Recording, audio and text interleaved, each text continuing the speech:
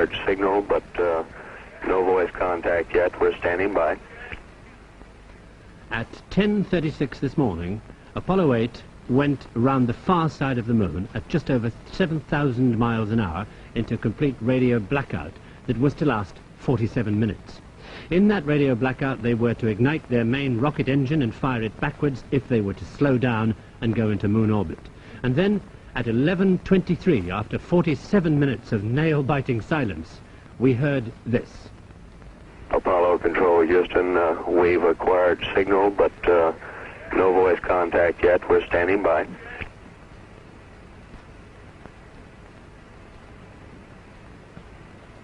Apollo Control, Houston, we're looking at engine data and it looks good. Tank pressures look good. We have not talked yet with the crew, but we're standing by. We've got it. We've got it. Apollo 8 now in lunar orbit. There's a cheer in this room. This is Apollo Control, Houston, switching now to the voice of Jim Lovell. By 60.5. Good to hear your voice. And so, there they are, successfully in orbit. And at this particular moment in time, they're beginning the second of their elliptical orbits before they fire again to go into the last 8 circular orbits. They're just 69 miles above the surface of the moon at this point on the dark side. They've been in blackout, radio blackout, on the other side of the moon now since 9 minutes to 1. And when they come out, later on in this program, they'll be sending, we hope, live television transmissions from 69 miles above the surface of the moon. And with me in the studio, Patrick Moore. Hello. And hello, Patrick. And we hope to get on to... there's Sir Bernard Lovell at Jodrell Bank. And these gentlemen will be commenting and watching with us as those pictures come down. Sir Bernard, can you hear me at Jodrell Bank, Sir Bernard? Yes, good morning. Good morning, Sir Bernard. Did you manage to pick up Apollo as it came round for the first time this morning? No, when the moon came above our horizon this morning, the Apollo was on the hidden side of the moon, and we're hoping to get it when it reappears in a few moments' time. You'll be lucky. I did hear that description live, though, on the CBS line here, and I must confess, I thought it was really quite extraordinary. It was one of the most remarkable few minutes that I've ever lived through. The realization that there was a human being there, only 60 or 70 miles above the lunar surface, giving that really quite wonderful description of what he was seeing. Yes. Patrick Moore in the studio, what did that description tell you, if anything, new about the moon and their position above it and which way up they were and so on? Well, we know where they are from the flight plan. You heard them say they were coming over Messier and Pickering at one stage, and these are 2 small craters on the Sea of Fertility. In fact, they're going right across the visible side of the moon as seen from the Earth, and as far as I can see, they must be looking south. That's down to the bottom of the chart that we've got here. So they're upside down? They're upside down, in fact. One thing I think is important to mention, when they go around the other side of the moon, where they are at the present moment, and at this moment, remember, they are completely out of touch. There is no possible means of contacting them until they come back round the edge of the moon again. But the other side of the moon isn't necessarily dark. You see, the dark side of the moon is the side of the moon that's turned away from the sun, and that isn't always the side of the moon that's turned away from the Earth. So day and night conditions on the side we can never see are precisely the same as those on the side we can see. But that means that now, since he is describing what he's seeing, they must be going over a sector of the moon on this side that is lit also by the sun. Well, they were when they made that description, and at the present moment, of course, they still are, but they'll be coming around the edge very shortly. Of course, it's a fantastic thing, because they're seeing things that no men have ever seen before from close range. And although we've got pictures from the craft that have gone around the moon and craft that have landed there, this, when all is said and done, isn't the same as seeing it for oneself. Mm-hmm. And I have no doubt that when they come back, the photographs they actually bring back, and we have processed in our laboratories, will tell us more about the moon than we've known before. Yes. So, Bernard, may I ask one thing? When they come round on our side of the moon, are you able to track them across the moon's surface, or does the moon, as it were, distort their signal so much that you can't pick them up when they're between us and the moon? No trouble at all. The signals will only disappear when there's an actual occultation of the spacecraft by the moon. We're in the same position once the moon is above our horizon as any of the other tracking stations of this network. And in fact, Sir Bernard, you lock on to the signal that is bringing us their voice, and that's how you track them. Is that not so? Yes. We can't, of course, the decoding of the signals, particularly the television signals, is an extremely complicated business, and we're not part of the tracking network. We can decipher the voices, but not the television transmissions. I'm afraid we had to rely on the BBC for that. Sir Bernard, could we ask just how accurate is your telescope? Can you, you lock on presumably to the signal so therefore, because of a time lag, do you then lock on to a space slightly behind the spacecraft?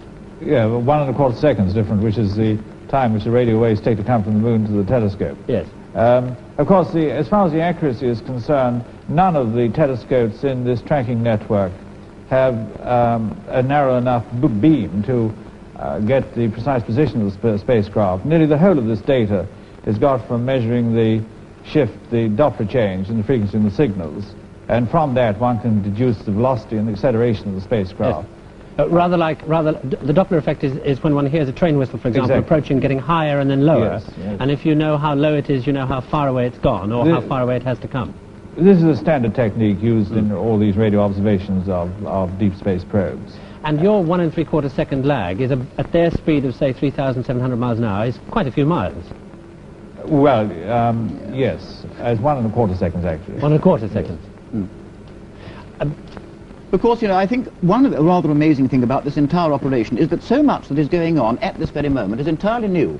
All these experiments are new, they haven't been done before, and so far there have been no hitches at all, and this, I think, is a most tremendous triumph for American technology. Yes, I was amazed to hear from Houston this morning that after months of preparation, they are in fact something like 7 seconds behind schedule, after several months of preparation. Well, one thing I think is certain here, that if they hadn't been pretty sure of their ground, they wouldn't have done it. Because I don't myself believe in all this talk we've heard over the years that there's a kind of space race on and both America and Russia are doing things before they're ready to and risking the lives of astronauts. This, quite frankly, I don't believe. I don't believe that either America or Russia will take on this kind of experiment until they are so confident of success that it really is justified. Would you care to comment on that, Sir Bernard? I am, like Mr. Moore, I'm tremendously impressed by this engineering feat. I think it's altogether remarkable. It does inspire complete confidence in the success of this mission. I also feel the first time ever that there is a real chance that a man will be on the moon in 1969. There's quite a lot to be done, the tests of the LEM and the landing of the LEM on the moon. But nevertheless, this demonstration of technique and the organization of it impresses me. I think this is extraordinarily important. The management of this vast project, I find it almost quite overwhelming. You said on an earlier program, just after the launch, that you were in a better position to deal with the Russians because you were in a better position on the Earth with your telescopes vis-a-vis their tracks. What's the latest information that you have about any activity going on in Russia? Well, we have none at all. There was a lot of rumors that they might try a Zond 7 with a man in it and beat the Americans, but we were not a party to that rumor. I imagine that early in 1969 the Russians will start up again, but I'm not at all sure that they're ready to do a man. Like Patrick Moore, I think that they're extremely careful about taking undue risks with the lives of their astronauts. And the whole experience of the Russian space program indicates that having recovered one Zond successfully after a lunar orbit, they'll probably do another one, either with a dog in it or perhaps 1 or 2 more before they trust a man. Have they in fact got a rocket as big as Saturn that could take up a number of men, and above all, a heavy enough capsule with thick enough insulation so that they wouldn't have to worry about radiation? There is no evidence that they have anything as big as Saturn V at the moment, and they take 3 men around the moon. They could do it with 1, but this is maybe taking a rather too short a look at the situation. There are a lot of rumors, and I believe that there is good evidence that the Russians have a really enormous booster in preparation. But of course, I think that their approach to the lunar problem is quite different from the Americans.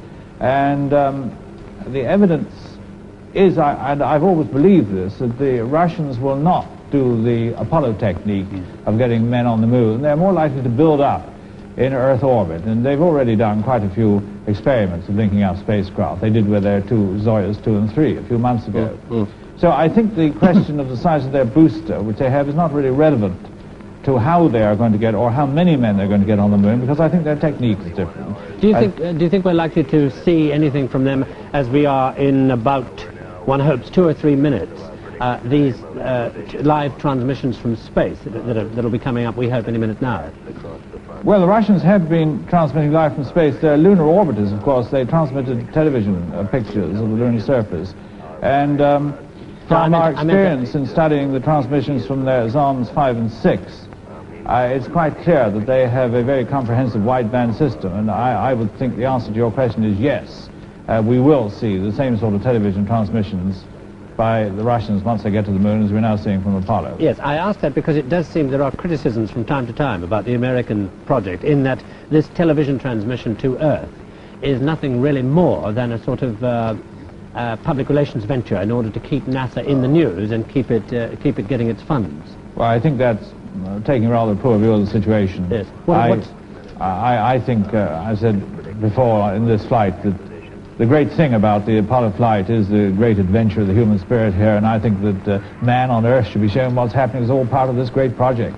Yes. I'm afraid I don't take the view that it's nonsense to transmit pictures back. If it were, we wouldn't be in a job. Yeah. The extraordinary thing, Mr. Burke, I've been hearing the astronauts 230,000 miles away with perfect clarity. It's amazing how difficult, what difficulty I'm having in hearing you, only 180 miles away. Yes, we've had the same problem. I wonder if we could just go over and listen for a moment to some of that transmission going on now from Houston. But they're still on the other side. They're still on the other side. They'll be coming back very shortly, though. And this time they certainly will be on schedule. I think there's no doubt about There's that. no burn on the other side. There's no rocket firing. They on aren't the other doing side. anything, you see, with the rocket at the present moment. They're merely letting the moon's gravity do it for them. So I think there's no doubt at all that we will hear them on schedule. And that should be literally any minute now. Any moment. Seconds. Coming up, I think. Apollo 8, Houston, over. That's Jerry Carr making a call. But we've got it. Apollo 8 now in Apollo 8 that you can see in now. lunar orbit. There's a chair in this room. And this is the satellite picture that is now coming from Apollo 8 in its second orbit round the moon. And there is the moon. It's a little bit clear. Roger, the moon is very bright and not too distinct in this area. I'll give you a shot of the horizon. Roger. Remember, when you hear them referring to TVE, it's Madrid that's receiving these pictures.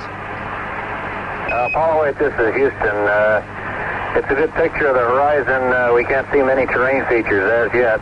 And these pictures from the three loneliest men in the world, nearly 240,000 miles out in space, about 90 or 100 miles above the surface of the moon. Absolutely incredible. Science fiction come Roger, true. Bill.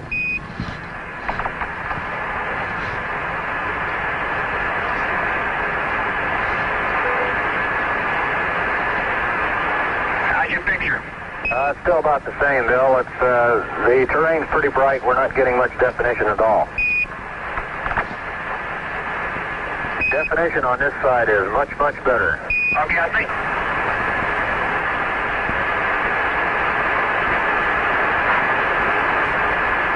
Beginning to look as if there's slightly less light on this area. Is that because they're moving towards the dark part?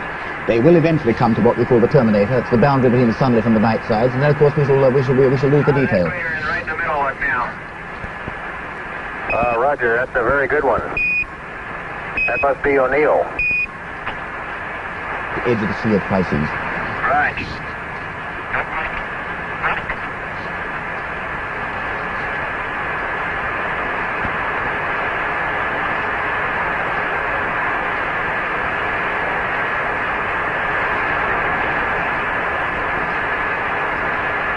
Those words, Apollo 8 TVE, mean that this picture is coming Roger, to you Bill, from we see Madrid. O'Neill real well. Also the smaller crater off to the side of it. That's finished. Roger.